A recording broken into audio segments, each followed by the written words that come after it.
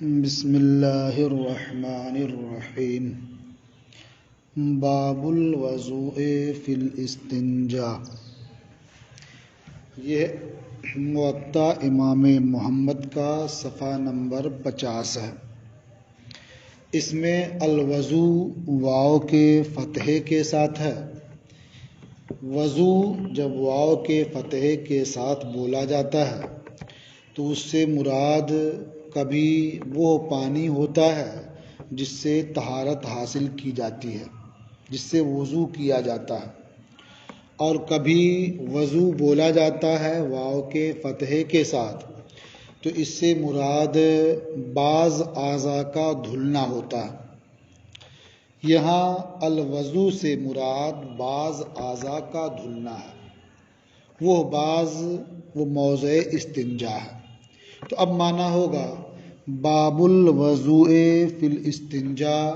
استنجا میں بعض اعضاء کے دھلنے کا باب، یعنی پیشاب پاخانے کے بعد طہارت حاصل کرنے میں موضع استنجا کے دھلنے کا باب۔ اخبرنا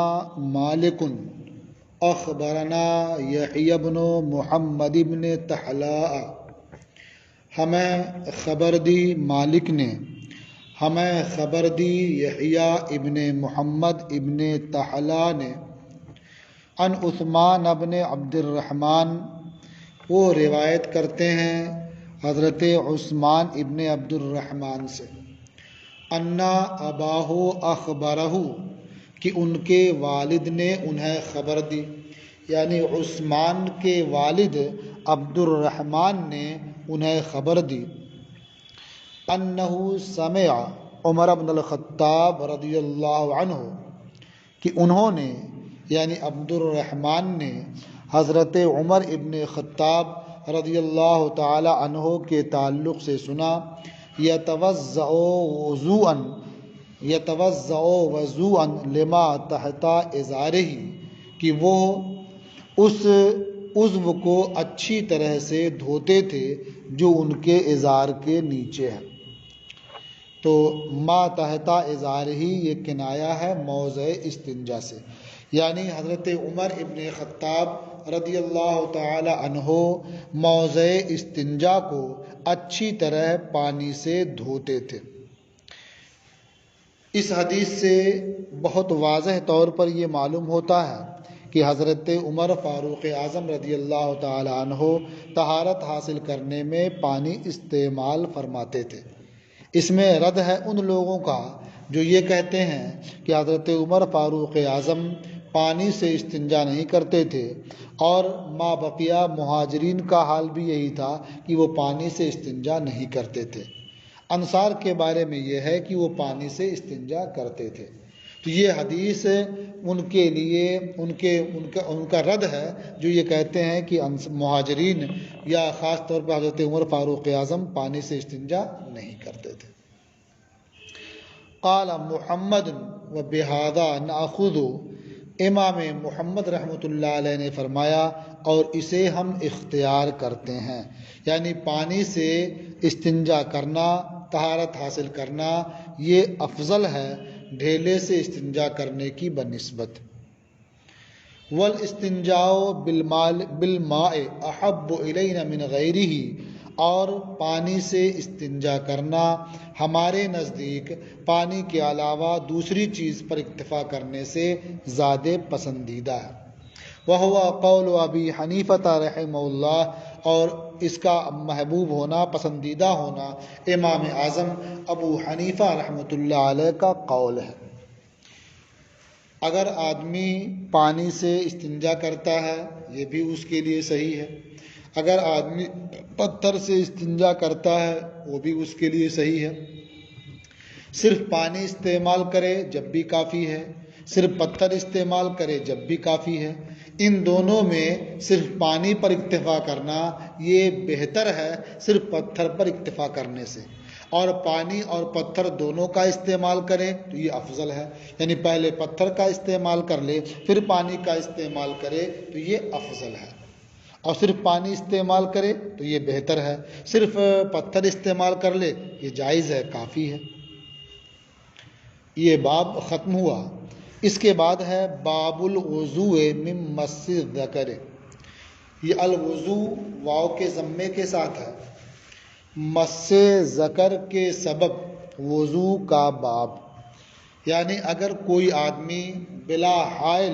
اپنی شرمگاہ چھو لے تو اس کی وجہ سے اس کا وضو ٹوٹ جائے گا یا سلامت رہے گا، اس تعلق سے اس باب میں احادیث نقل کرتے ہیں۔ تو مس ذکر کی وجہ سے یعنی مرد کا اپنی اگلی شرمگاہ بلا حائل چھو لینے کی وجہ سے ہمارے نزدیک وضو نہیں ٹوٹتا ہے، اس کا وضو سلامت رہتا ہے۔ اخبرنا مالک حدثنا اسماعیل بن محمد، ہمیں خبر دی مالک نے، ہم سے حدیث بیان کی اسماعیل ابن محمد ابن سعد ابن ابی وقاص نے، ان مصعب ابن سعد، وہ مصعب ابن سعد سے روایت کرتے ہیں، قال، انہوں نے فرمایا، یعنی مصعب ابن سعد نے فرمایا، کنت امسک المصحف علی سعد، کہ میں سعد کے پاس مصحف کو اٹھائے رہتا تھا، یعنی حضرت سعد ابن ابی وقاص یہ قرآن کی قرات کرتے تھے، قرآن سے پڑھتے تھے اور میں ان کے سامنے مصحف اٹھائے رکھتا تھا۔ فاحتککت، تو میں نے کھجلا لیا، یعنی جو ازار کے نیچے ہے اسے میں نے کھجلایا، یہ اپنی شرمگاہ کھجلا لی۔ فقالا، تو انہوں نے دیکھ لیا، فرمایا، لعلک مسست ذکرک، شاید تو نے اپنی شرمگاہ چھو لی ہے۔ فقلت نعم، تو میں نے عرض کیا ہاں۔ قال قم فتوضا، انہوں نے فرمایا کہ جاؤ وضو کرو، قم فتوضا، اٹھو وضو کرو۔ قال فقمت فتوضعت، وہ فرماتے ہیں مصعب ابن سعد نے فرمایا کہ میں اٹھا اور میں نے وضو کیا، ثم رجعت، پھر میں واپس لوٹا۔ اس حدیث سے بظاہر یہ سمجھ میں آتا ہے کہ اگر کوئی آدمی بلا حائل اپنی شرمگاہ کو چھو لے تو اس سے اس کا وضو ٹوٹ جاتا ہے، اسے دوبارہ وضو کرنے کی ضرورت پیش آئے گی، کیونکہ اگر ایسا نہ ہوتا تو حضرت سعد ابن ابی وقاص یہ انہیں وضو کرنے کا حکم نہ دیتے۔ ایک حدیث یہ ہوئی۔ دوسری دیکھیے، اخبرنا مالک اخبرنی ابن شہاب عن سالم ابن عبداللہ عن ابی، ہمیں خبر دی مالک نے، مجھے خبر دی ابن شہاب نے، وہ روایت کرتے ہیں سالم ابن عبداللہ سے، وہ روایت کرتے ہیں اپنے والد سے، یعنی سالم ابن عبداللہ سے روایت کیا ابن شہاب زہری نے،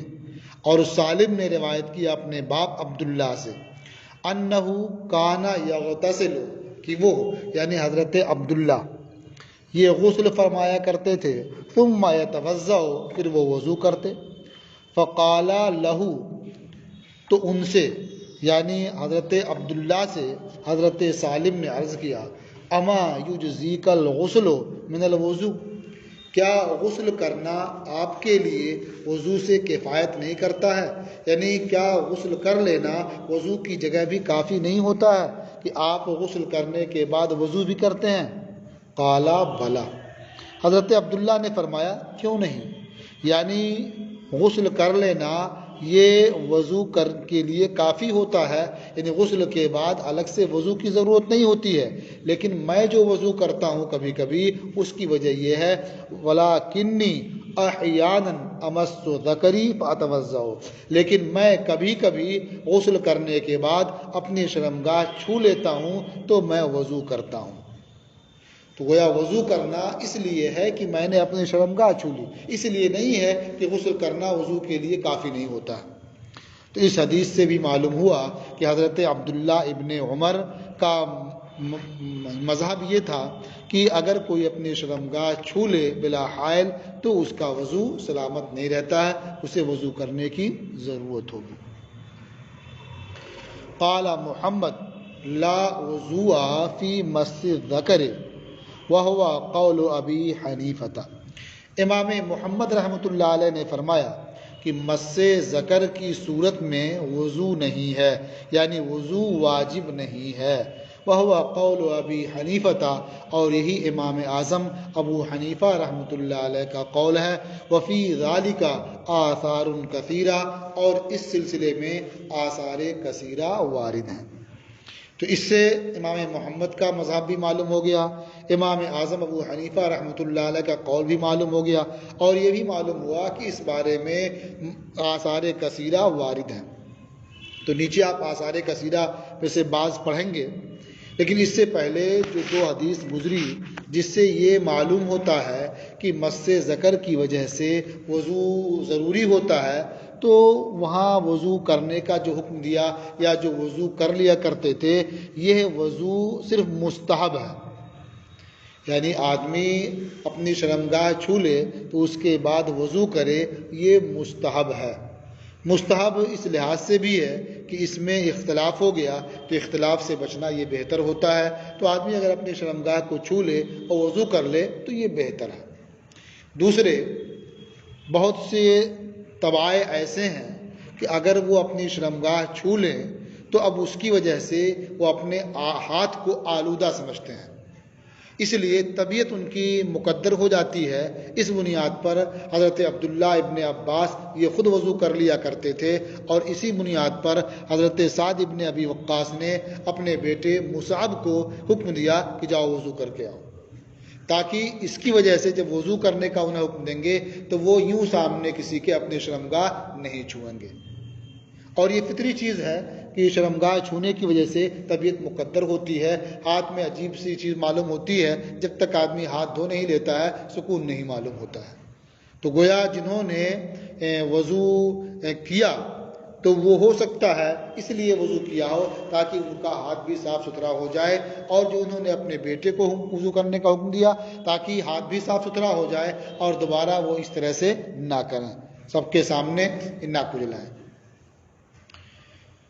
اب آثار کثیرہ اس بارے میں کیا ہیں؟ فرماتے ہیں قال محمد اخبرنا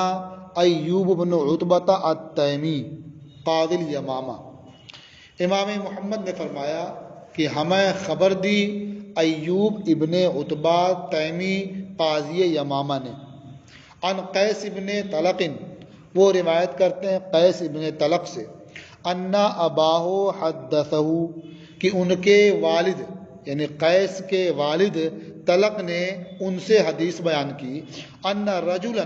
سأل رسول اللہ صلی اللہ علیہ وسلم ان رجل مسا ذکرہ ایتوضأ، یعنی اللہ کے رسول صلی اللہ تعالی علیہ وسلم سے پوچھا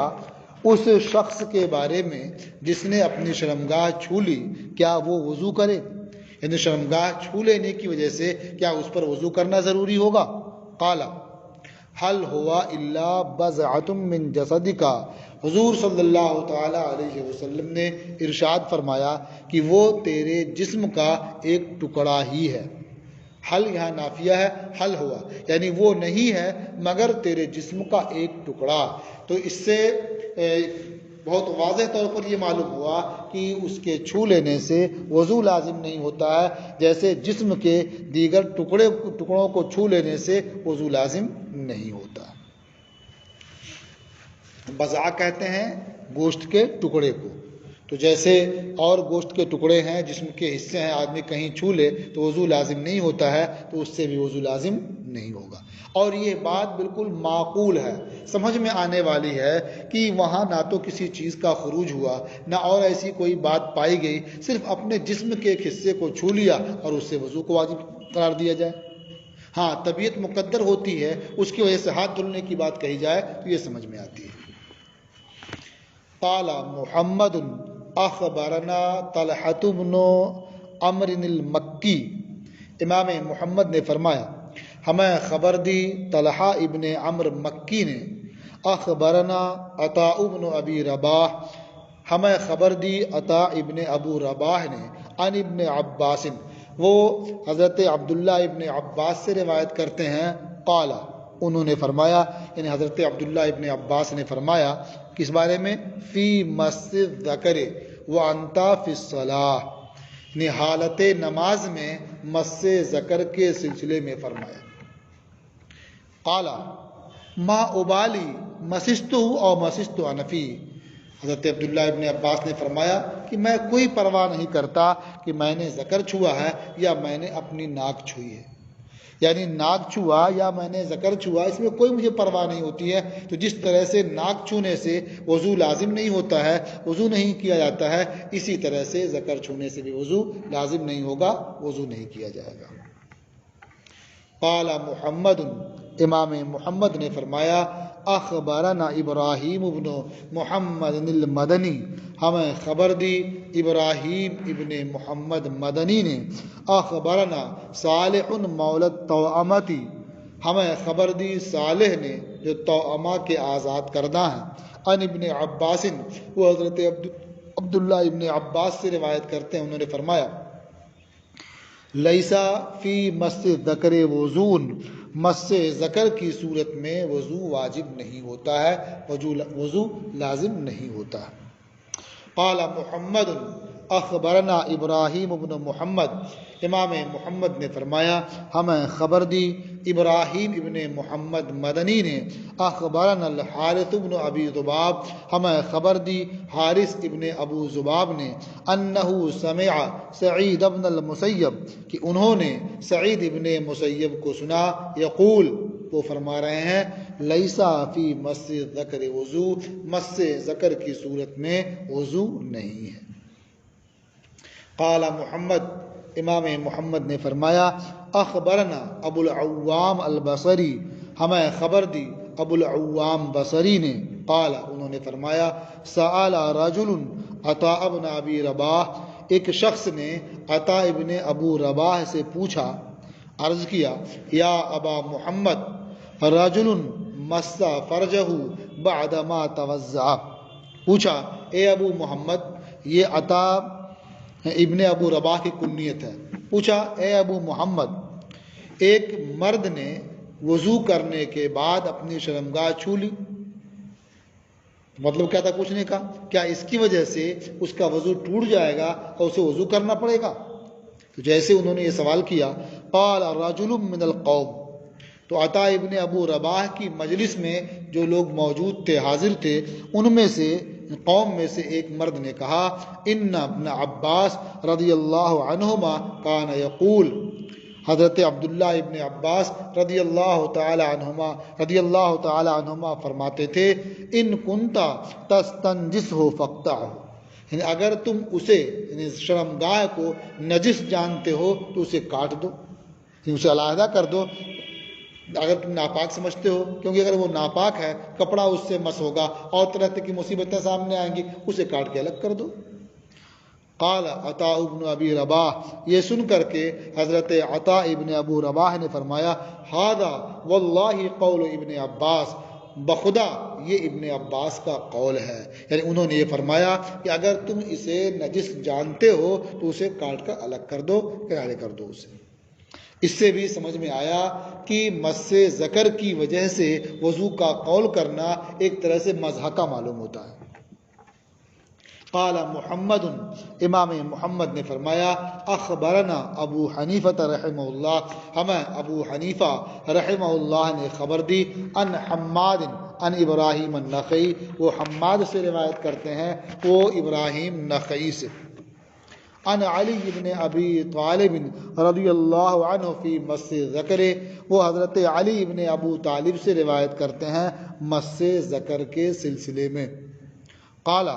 حضرت علی ابن ابو طالب نے فرمایا ما ابالی مسستہ او طرف انفی، میں کوئی پرواہ نہیں کرتا کہ میں نے شرمگاہ چھوئی ہے یا اپنے ناک کا کنارہ چھوا ہے، یا اپنی ناک کا کنارہ چھوا ہے، یعنی ناک چھو لیں یا شرمگاہ چھو لیں، دونوں میں کوئی فرق نہیں ہوتا ہے، دونوں میں سے کسی کے چھونے میں کوئی پرواہ نہیں ہوتی ہے، یعنی دونوں پاک عضو ہیں اور حق مس میں دونوں برابر ہیں۔ جس طرح ناک کے چھو لینے سے وضو نہیں ٹوٹتا ہے، اسی طرح شرمگاہ بھی پاک ہے، حق مس میں اس کا بھی حکم وہی ہے جو ناک کا ہے، یعنی اس کے چھونے سے بھی وضو نہیں ٹوٹے گا۔ قال محمد، اخبرنا ابو حنیفۃ عن حماد عن ابراہیم، ہمیں خبر دی ابو حنیفہ نے، وہ روایت کرتے ہیں حماد سے، وہ ابراہیم سے، ان ابن مسعود سئل عن الوضوء من مس الذکر، کہ حضرت عبداللہ ابن مسعود سے مس ذکر کے سبب وضو کے بارے میں دریافت کیا گیا، فقالا، تو انہوں نے فرمایا، ان کانا نجسن فاقطعہ، اگر وہ نجس ہو تو اسے کاٹ دو۔ یعنی اگر تمہیں یہ معلوم ہوتا ہے، یہ سمجھ میں آتا ہے کہ یہ شرمگاہ نجس ہے تو اسے کاٹ کر الگ کر دو۔ ایک نجس چیز کیوں اپنے ساتھ اس طرح باقی رکھتے ہو جس کی وجہ سے اور چیزوں کے آلودہ ہونے کا خطرہ ہوگا؟ تو اس سے بھی سمجھ میں آتا ہے کہ حضرت عبداللہ ابن مسعود رضی اللہ تعالیٰ عنہ مس ذکر کے سبب وضو کے قائل نہیں تھے۔ حضرت علی ابن ابو طالب رضی اللہ تعالیٰ عنہ مس ذکر کے سبب وضو کے قائل نہیں تھے۔ اور اس سے پہلے جو آپ نے پڑھا حضرت عبداللہ ابن عباس رضی اللہ تعالیٰ عنہ مس ذکر کے سبب وضو کے قائل نہیں تھے۔ تو اس طرح آپ نے آثار دیکھ لیے ہیں، اور باقی آثار انشاءاللہ آپ کل کے سبق میں پڑھیں گے۔